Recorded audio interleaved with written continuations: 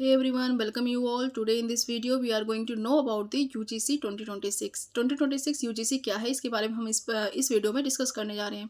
So already I sent the some shots on the related topic, but still in this video we are going to discuss in detail about this.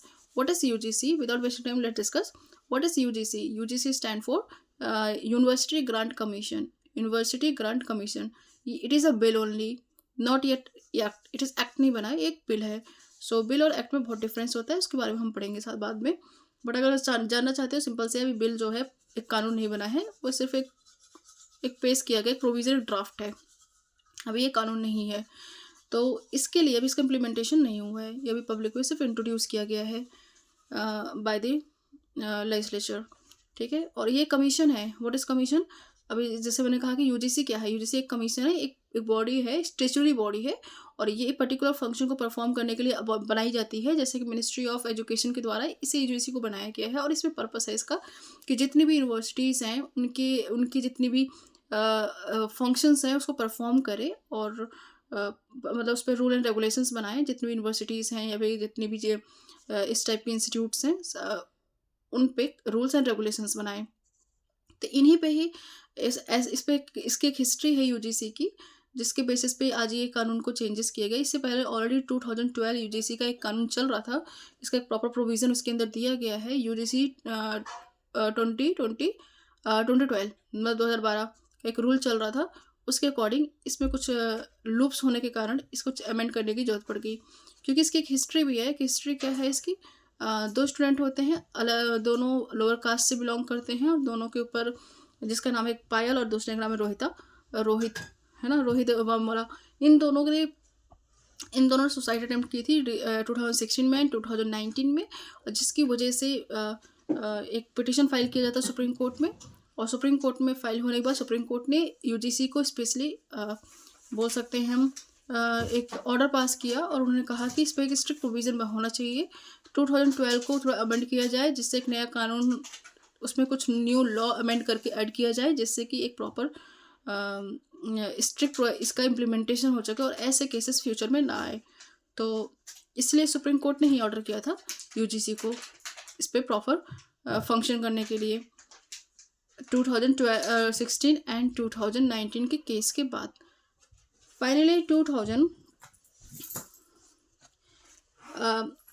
इससे पहले हम देख लेते हैं इसका purpose क्या था. तो पहले यूजीसी का जो बिल है 2026, इसमें बोला गया है प्रमोशन ऑफ इक्वलिटी. इसका पर्पस क्या था? Promotion of equality in higher education institute regulation 2026. इसका पूरा नाम था कि 2026 के थ्रू जो बिल है, इस बिल के थ्रू हायर एजुकेशन जो इंस्टीट्यूट्स हैं उस पर कानून बनाना, उस पर रेगुलेशन बनाना और प्रमोट करना इक्वलिटी. ये पर्पस था, इक्वलिटी मेंटेन करना.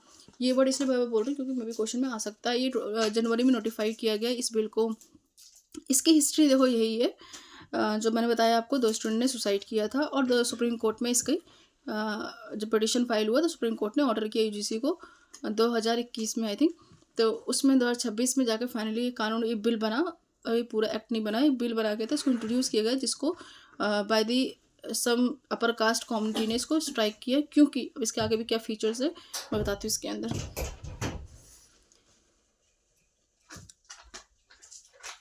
देखो, इसमें SC ST OBC को ऐड किया गया है.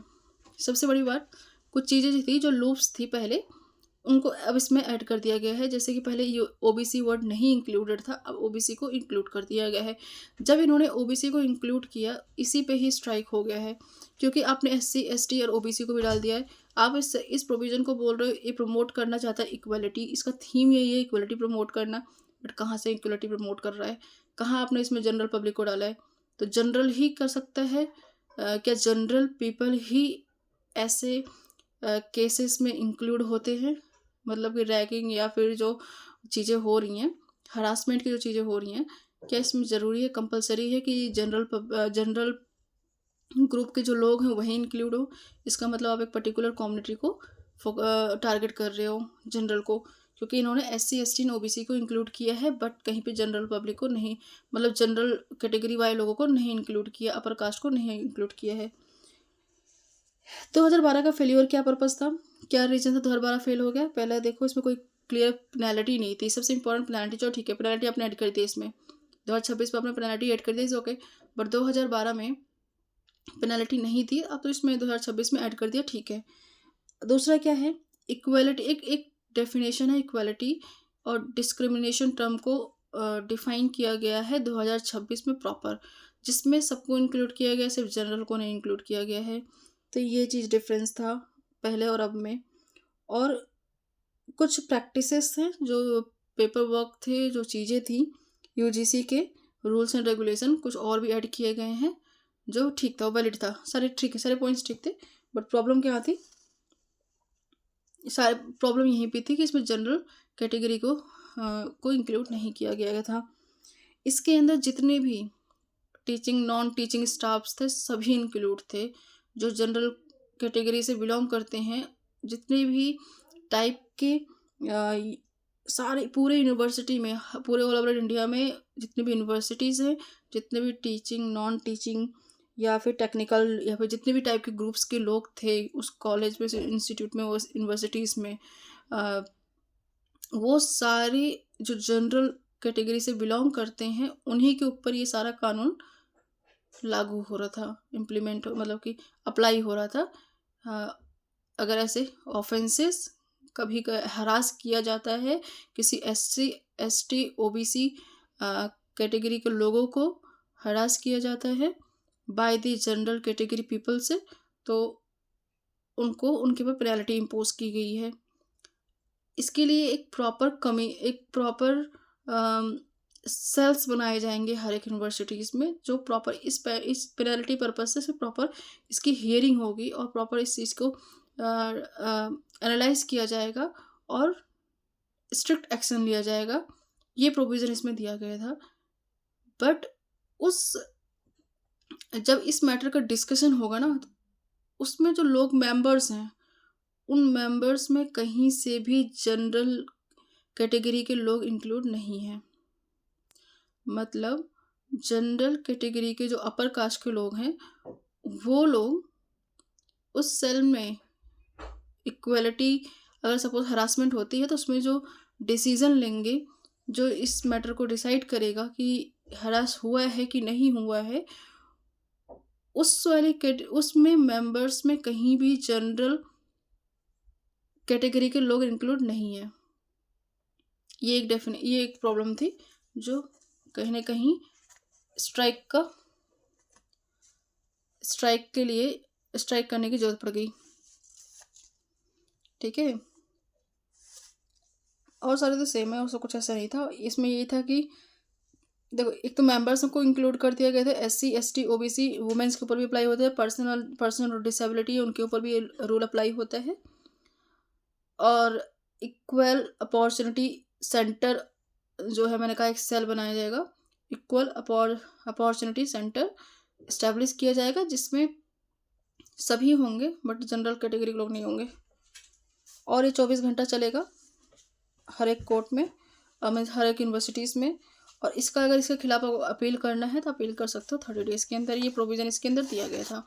और इसके अंदर कुछ ऐसा गाइडलाइंस नहीं है जो ऐड किया गया है, बस यही है, मैंडेटरी कर दिया गया। पहले वाला कंपलसरी नहीं था, 2012 जो है मैंडेटरी नहीं था, और इस बार मैंडेटरी कर दिया गया है, स्ट्रिक्ट प्रोविज़न लिया गया है इसके ऊपर, और पेनल्टीज इम्पोज कर दी गई हैं। सब कुछ ठीक था, बस यही जो इन्होंने कैटेगरी को डिस्क्रिमिनेट कर दिया है, डिस्क्रिमिनेशन की जो डेफिनेशन है उन्होंने ढंग से एक्सप्लेन नहीं किया, इसी पे स्ट्राइक चल रहा है। और स्ट्राइक हुआ और इस टाइम तो सुप्रीम कोर्ट ने स्टे ऑर्डर पास कर दिया है। लेट्स सी कब आता है नेक्स्ट डिसीजन, ज़रूर इन फेवर में आएगा। हमारे CGI सूर्यकांत शर्मा ऑनरेबल जज ने इस पिटीशन पे स्टे ऑर्डर पास कर दिया है। और अगर हम क्लियरली देखें इसमें क्या डिफरेंस था, देखो, एडवाइजरी इन नेचर था, अब मैंडेटरी हो चुका है। 2012-2026 के मैं डिफरेंस क्रिएट कर रही हूँ।